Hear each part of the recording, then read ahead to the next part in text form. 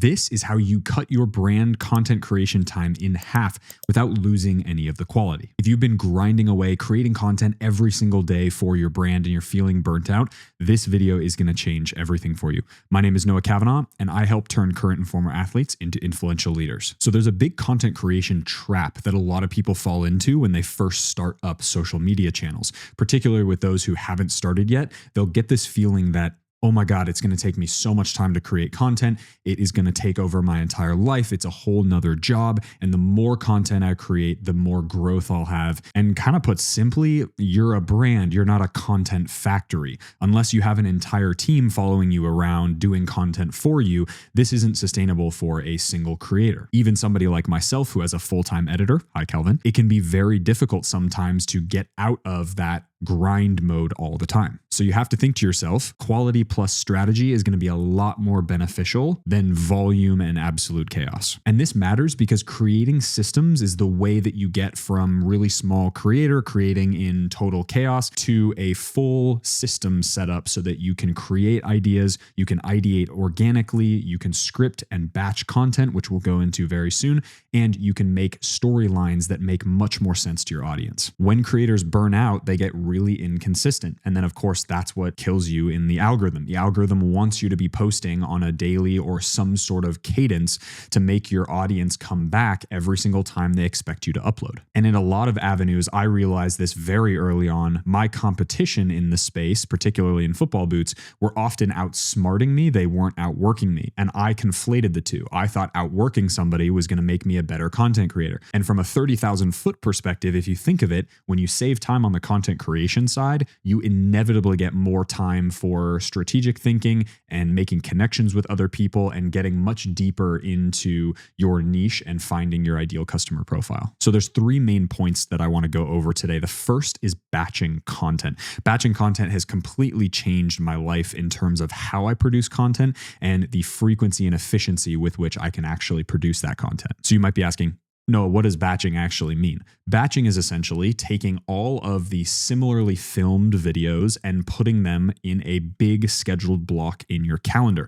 When I was doing boot reviews, for example, you know that the first part of that video was an in-studio shoot with an overhead camera, usually an A and a B cam as well, and then there was some B-roll associated. The second half of those videos were all on pitch.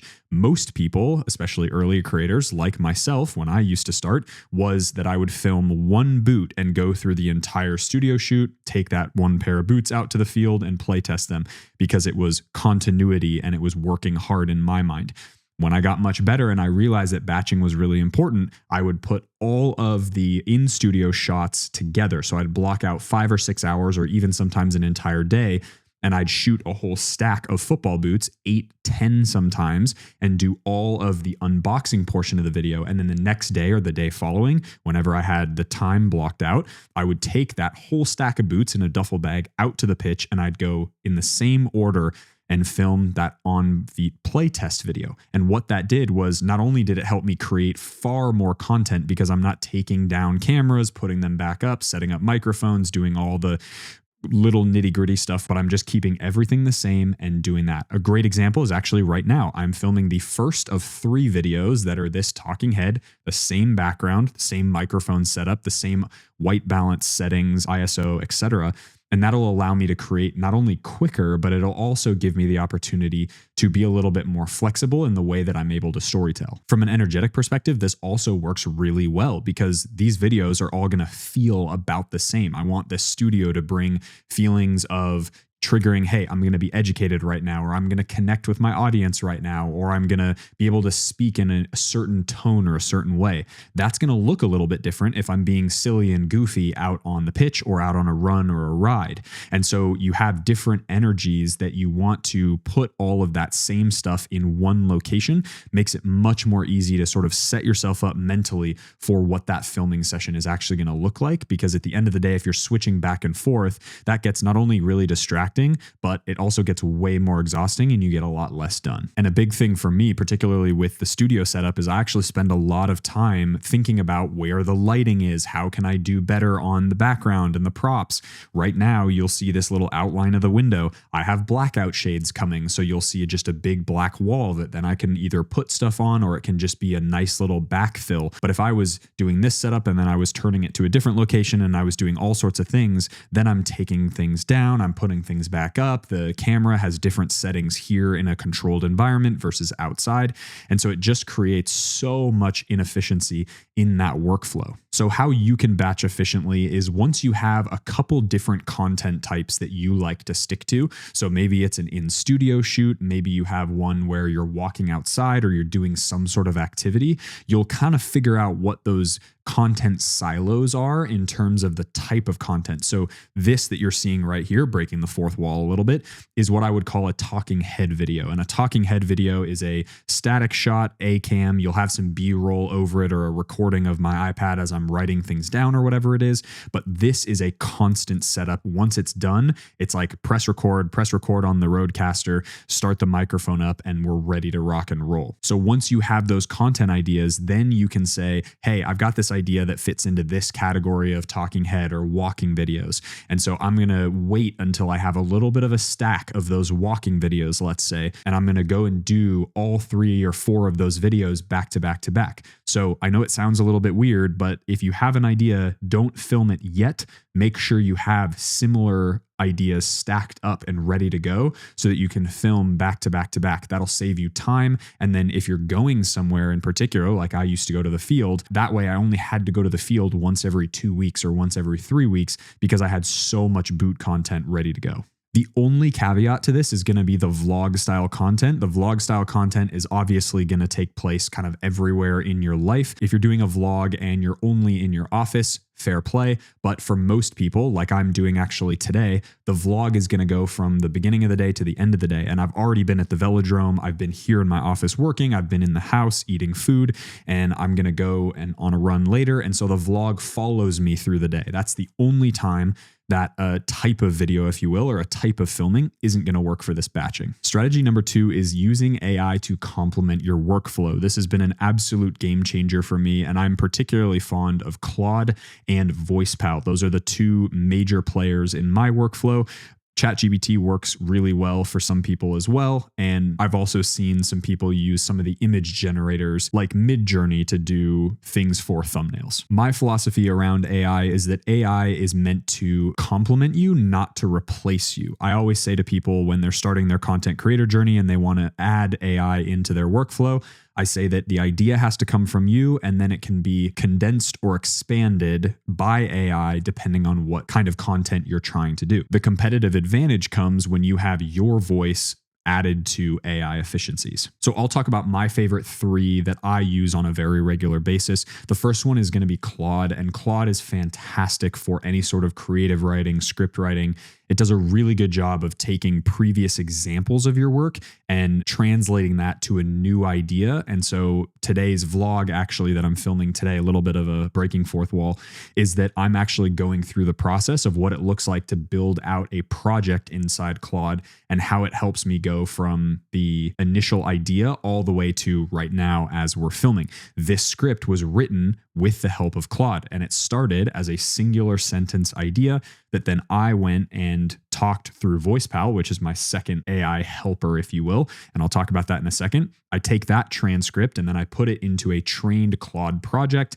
And then that project asks me a bunch of clarifying questions. And then I'm able to build out a script that really makes sense to an audience. Now, the second one that I mentioned before is VoicePal. VoicePal has single-handedly been the most helpful of any other AI platform. And it's because it takes and cleans up actively your conversation with the app. And so you can go put headphones on, talk into the app as you walk around your neighborhood. I'm using myself as an example. I can rip through 4 or 5 scripts, newsletters, LinkedIn posts, etc. in about 25 to 30 minutes because my verbal communication is a lot better than my written communication as it stands now. And then I'm able to take that cleaned up transcript, put it straight into the Claude, and then they work together super seamlessly. I also do like ChatGPT for any sort of research or any sort of title variations or ideas that are based on things that other people in my niche have talked about. This is a great way if you have a whole system for documenting all of the viral ideas in your niche. You can take that, plug it into ChatGPT, have it do some research, and it does a relatively good job. I'd say I'd probably get 3 or 4 really good ideas out of 10, let's say, that it will give me. And that's a great start if I hit any sort of wall or creator writing block if I'm doing any sort of ideation phase. The thing that gets a lot of people caught up about AI is that they think that AI is going to replace their voice, replace their life experiences, and that's obviously not the case. The experience I have as a professional footballer or as a college footballer or as a club footballer, an AI is never going to be able to really understand that. And so what you have to remember is the idea, again, always comes from you, and the stories always come from you. And then it can use that as context to then build out something that's going to sound as much like you as it possibly can spit out. And then you can edit it, obviously, to make it your own. Strategy 3 is to block out 1 single hour a week for content ideation. Now, that's not to say that your only ideation has to happen in that 1 hour, but it's to train your brain to start to look forward to and to start to ideate in that time. So what you want to do is you want to get into a quiet space, whether it's outside or inside. I prefer inside because there's less distractions, and literally just have a pen and a paper, and I'm just going to start writing down content ideas. Turn my computer off, turn my phone off. If I need to research something really quick, maybe I'll do that on my phone, but you want to be super low key for about an hour and just let your brain settle down, and then you'll find that the creativity starts to flow a lot better. Speaking personally, I have a system in Notion that Kelvin helped me set up that basically allows me to input video ideas if I think about them on a Friday and my 1 hour session is on a Tuesday. That stuff I wouldn't get stressed out about, but that 1 hour practice is almost like a meditation of helping you come up with those ideas much quicker. And that way, once you get to the filming process or the scripting process of your entire workflow, it makes it so much faster. What I would recommend is if you're going to set up something like Notion, which I'll probably come up with an entire new video of that, having Kelvin walk through the entire thing with us, is that that system is set up so that if I have a random content idea, I know exactly where to put it. And then I'm able to really easily go in once I have a couple hours of scripting time in my calendar. I'll go into each of these sort of random ideas that I have in this content bank, find one that I'm like, ooh, I actually could really talk about this for a little bit, and then go through that process of VoicePal straight into Claude and then getting that idea really flushed out like I did with this video. And I know some of you watching this are probably creatives, or you call yourself a creative, and so you don't want to have any sort of system or structure. And respectfully, discipline is freedom. Jocko Willink coined that phrase with one of his books that he wrote, which is absolutely true.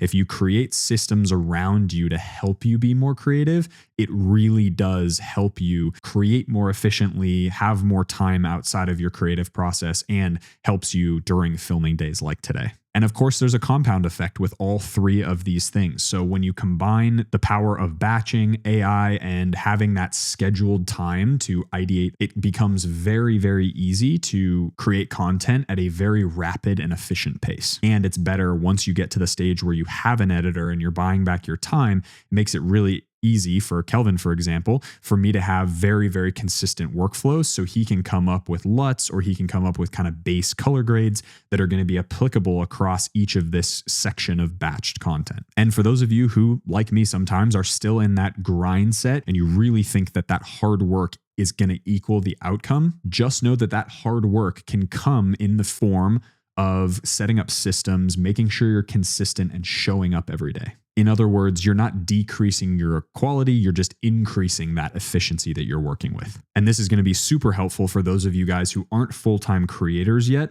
or aren't surrounded by an entire team who can do this for you, and it needs to fit into your life. These are those 3 things that really have helped me go from feeling super overwhelmed by 40 hours a week of content creation to 10 hours a week or less of content creation, so that I can focus on other bigger picture projects. And in terms of getting started, I would probably start with simply one of the 3 things. So whether it's batching content, whether it's integrating AI, or whether it's just simply putting 1 hour in your calendar a week, I guarantee you everybody has that 1 hour. You can just not watch Netflix or Apple TV or whatever you like, and put that 1 hour in just so you start to train your brain every week. Hey, it's time to be creative. It's time to come up with ideas. And I'm really going to get through this hour with some sort of output on the end. And if I don't, really, it doesn't matter at the beginning, because the idea is you're just starting to set yourself up and building that foundation for the future. And for those of you watching who are most likely current and former athletes, at least that's my ideal customer profile who I like working with, you guys already have discipline. You guys already have the consistency.